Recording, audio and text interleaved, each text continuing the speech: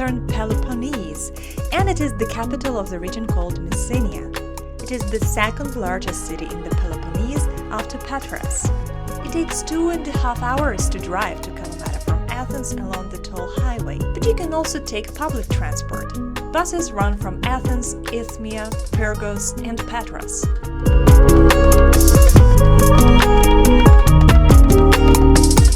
Kalamata has its own, albeit small, international airport. During the peak tourist and holiday summer season, you can get here from London, Amsterdam, Stockholm, Vienna, Helsinki, and some other big European cities, and you can travel to and from Athens, Heraklion, and Thessaloniki year-round.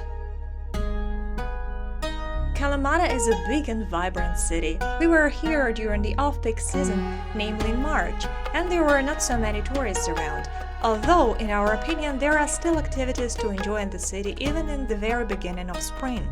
But more on that later.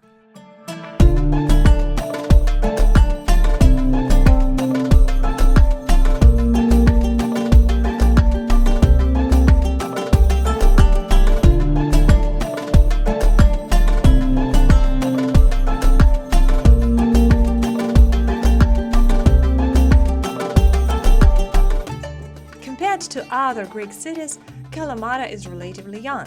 Its history, unfortunately, is a bit hazy and difficult to trace back to its earliest days. The first to refer to it was Homer. He wrote about an ancient settlement named Pharai, which was among the 7 cities offered by Agamemnon to Achilles to calm his wrath, and was located roughly where Kalamata Castle now stands. Previously, it was believed that in ancient times the city was submerged in water, but archaeologists have discovered evidence of human activity dating back to the early Helladic period in the Akrovitica area, which is located around 2-3 kilometers southwest of Kalamata, which proves that the area was not occupied by the sea, at least in that period of history. We know that the city was ruled by Sparta from the 8th to the 4th century BC, then by the Franks in the 13th century AD, later by the Venetians in the 17th and the 18th centuries, and finally by the Turks. It was during the reign of the Venetians that the city transformed into an important trading center. In 1715, the Turks conquered the city and governed it for almost a century.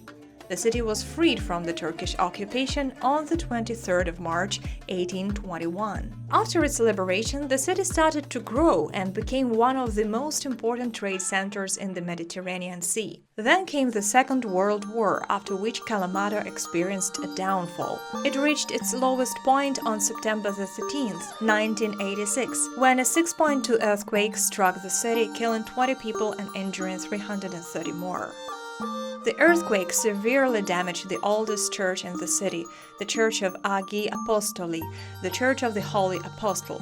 Luckily, it has been restored. It is believed that the earthquake served as a catalyst for the citizens and officials to take action and help Kalamata get back on its feet. It did work, and Kalamata was able to fully recover.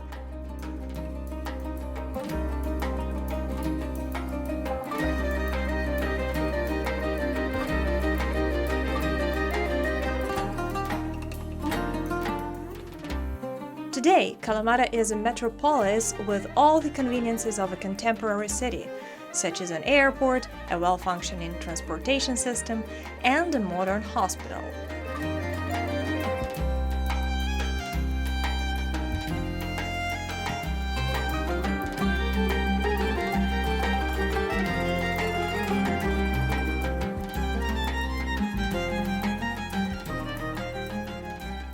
So where do you go if you have a couple of days in Kalamata? First of all, visit the Kalamata Castle. Unfortunately, now it is more of a hill with remnants of old fortifications than a true castle. Nevertheless, the views from the place are stunning, especially on a sunny day. Though there are many ancient places in Greece that you can visit for free, here the entrance fee is €2 for an adult, but of course it is worth it. There is a nice park and a small modern amphitheater. We enjoy the views of the city and the mountains in solitude, as there were almost no visitors except us. For those interested in history, It was one of the series of Frankish strongholds structured in the barony of Kalamata along the Messenian coast. Up to the 19th century, it was under the control of Byzantines, Franks, Turks, and Venetians, and it underwent frequent changes of ownership, periods of devastation, and rebuilding. There is a nice small church dedicated to the Blessed Virgin Mary. It is said that the icon of the Virgin Mary within the church had very beautiful black eyes. The icon received the name Kalamata, which in Greek means beautiful eyes. According to one of the legends about the origin of the modern name of the city, Farai adopted its name and became Kalamata. And this is the church of Yipapanti, the Metropolitan Cathedral of Kalamata. The Church of Yipapanti is a good place to begin a tour in the historical center of the city. Right next to the church, there is the Kalamata War Museum, an interesting place to visit if you are into military history. Another location, or rather a neighborhood worth exploring, is the historical part of the city, which is located on the hillside behind the Church of Yipapanti. There will be a lot of up and down steps, so be prepared. This terrain may not be easy for everyone, but it is definitely worth a walk, as it is one of the most charming areas in the city.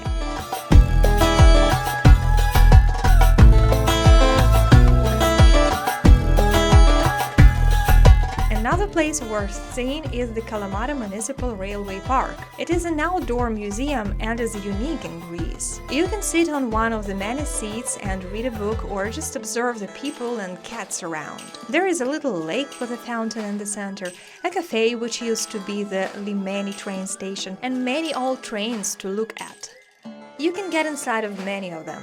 There are old steam trains, the old passenger trains that ran until the 1980s, and several old wooden subway carriages which once connected Athens to Piraeus. It is also worth mentioning that except for the Castle Hill, it is the only big park in the city. And it is certainly the main refuge from the scorching sun on hot summer days when the air temperature in the city reaches 40 degrees Celsius and above. The park was established in 1986, and it is said that during the first days of its operation, right before the infamous earthquake, the park was visited by so many people who would go there to take a walk that many lives were saved, as the earthquake found them there rather than inside a building that collapsed. Rumors have it that there are plans to rehabilitate the historic Middle Gauge railway line in the Peloponnese, so hopefully one day trains will resume service to Kalamata. Kalamata is an interesting city in terms of its layout, as though it is a port, it is not situated along the seashore, like Thessaloniki or Patras or Volos, for example, but rather extends north perpendicular to the sea. Its historical center is 2 kilometers away from the sea, so if you choose to live in this historical part of the city, you will have to either use a bus or walk for approximately 40 minutes to get to the seafront.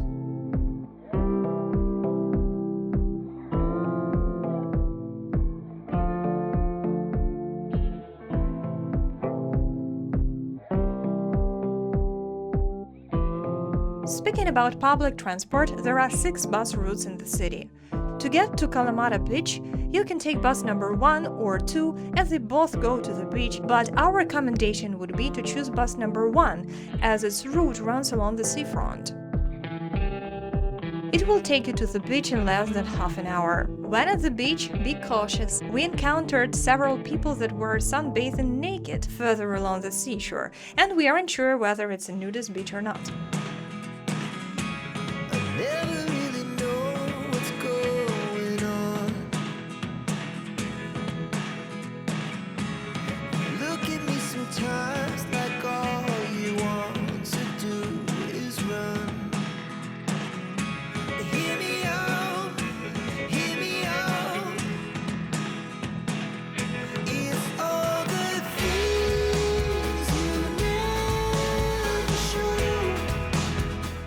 If you get off the bus a little earlier, you'll arrive at the central embankment, which has many cafes and restaurants. It's nice to stroll along the seashore here, watching fishermen in their fishing boats and seagulls circling above them. But if you don't want to tell me now, I guess I'll never know.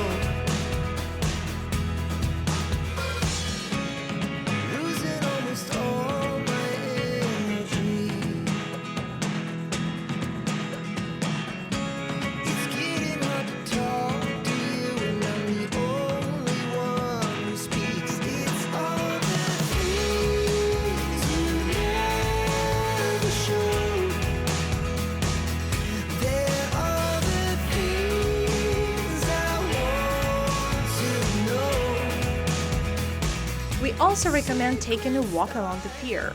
It offers beautiful views of both the city and the open sea. But watch out! It's usually really windy here. You don't wanna tell me now, I guess I'll never know. Here we go, turning all the wrongs into right. If you walk down the Nadon River, you'll get to a different part of the seafront. It has its specific atmosphere. The beach is wider and less tidy, but the place is popular among campers. I like this corner of the city very much.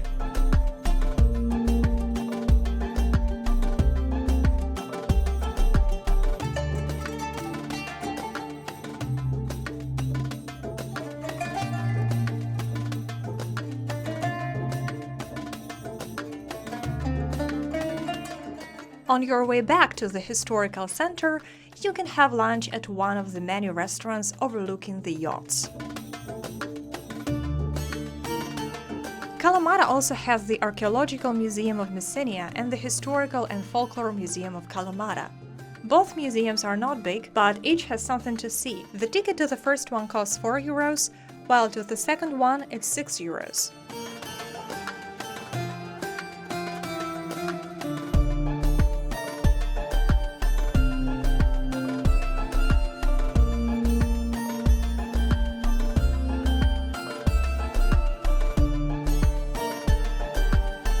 If you have more than a few days, you can rent a car and see the surroundings of the city.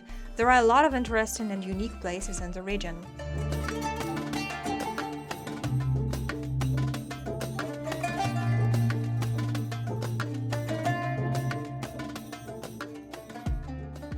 So where can you go from Kalamata for a day trip?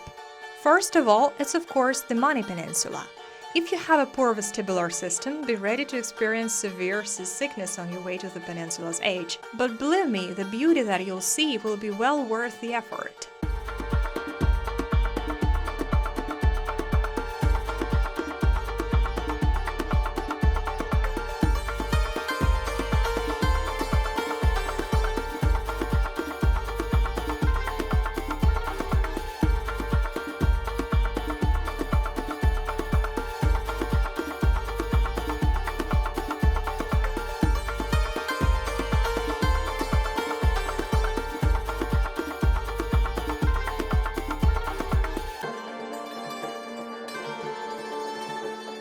The road from Kalamata to Cape Tainaron Lighthouse, which is located at the very edge of the peninsula, is incredibly picturesque. It winds along cliffs, through gorges and tunnels, climbing high into the mountains and then dropping down to sea level.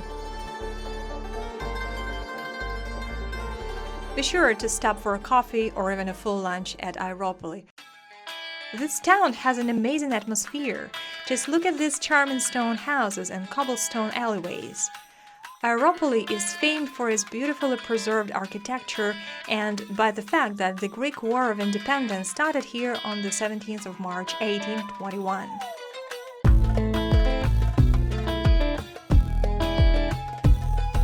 If you drive further south, you will find yourself in another atmospheric and unique place, an abandoned village of Vathia. The village is nested on top of a hill and overlooks the Messenian Gulf. There are remnants of abandoned houses all over the slopes of the hill, but the best preserved traditional tower houses can be found on its top. The village has a sad history, which we'll probably tell in a separate video dedicated to this magnificent place. Now there are a couple of Airbnbs and a restaurant. If you love places like this, set aside a few hours to explore the village. For me, 2 hours was not enough to peep into every alley and every abandoned structure that I could reach.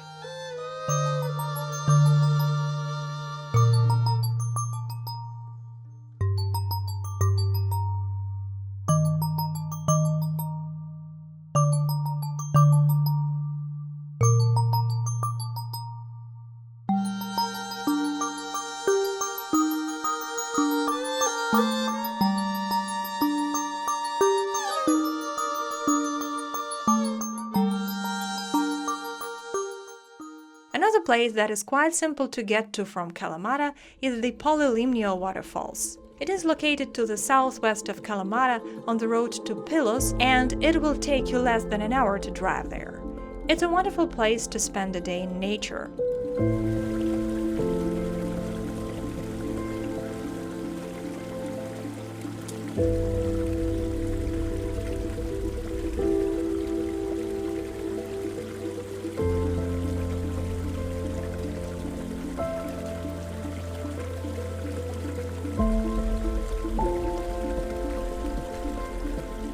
Polilimnio means many lakes in Greek. There are 15 of them.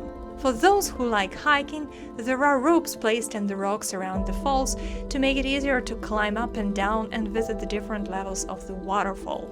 My only regret about this place was the weather. As it was March, there weren't many sunny days, and all waterfalls, in my opinion, look best in bright weather. Nevertheless, the location is unquestionably worth seeing regardless of the season or weather.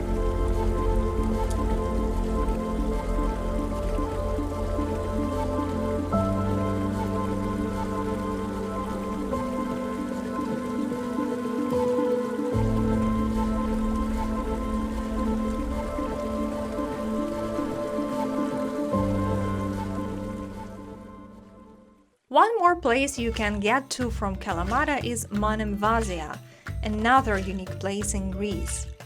There are two roads that can get you from Kalamata to Monemvasia, a conventional highway and a very picturesque but a bit scary serpentine road. This latter one passes the archaeological site of Mistra, another great place to spend a day.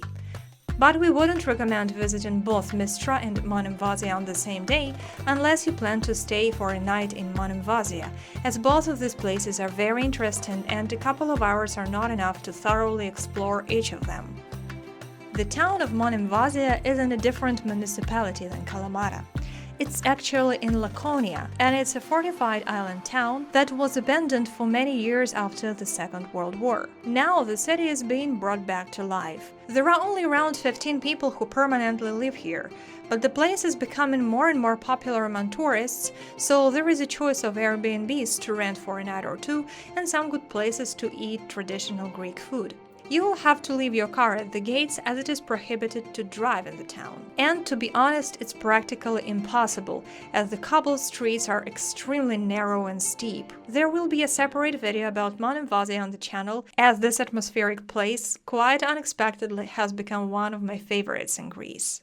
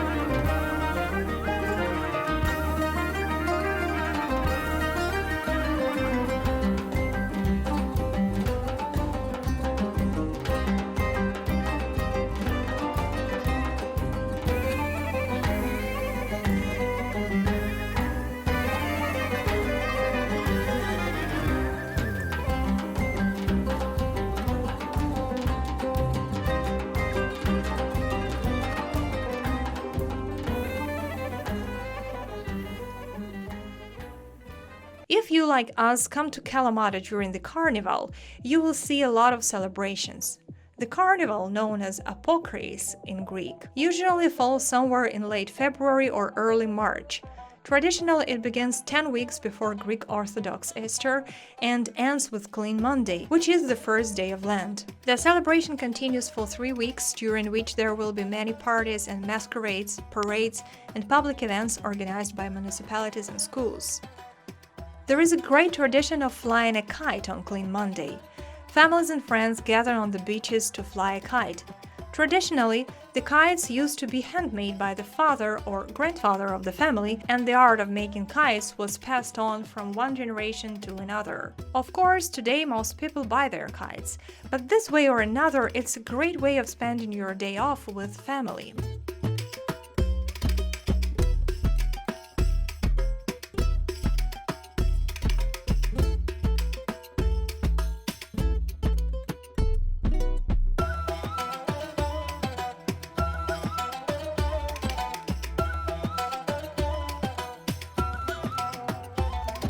On the 25th of March, Greece celebrates its Independence Day. Traditionally, on this day there is a school flag parade in all cities of Greece. In Kalamata, the parade takes place along the main street, Aristomenos Street. School children of all grades march down the street, followed by the people dressed in national costumes. This is something that you don't want to miss if you happen to be in Greece at the end of March.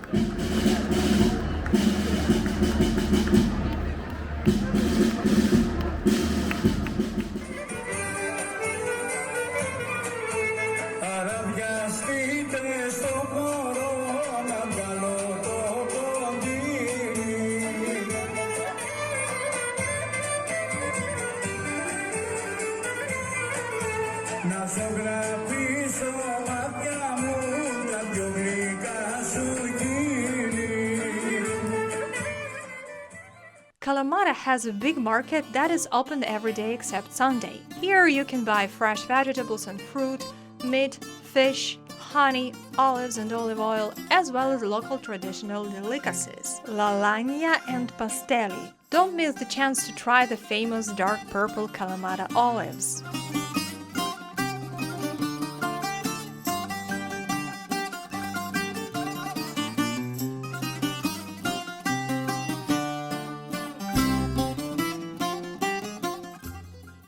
Kalamata, although located far from the capital, is a self-sufficient city. It has a port, an airport, a hospital, 4 faculties of the University of Peloponnese, lots of stores and services, and everything you might need for a convenient life. It even has its own, albeit small, IKEA. It has great beaches and easily accessible natural wonders. Whether you seek urban amenities or outdoor adventures, this city provides the best of both, making it a truly special place on the Peloponnese and in the whole of Greece.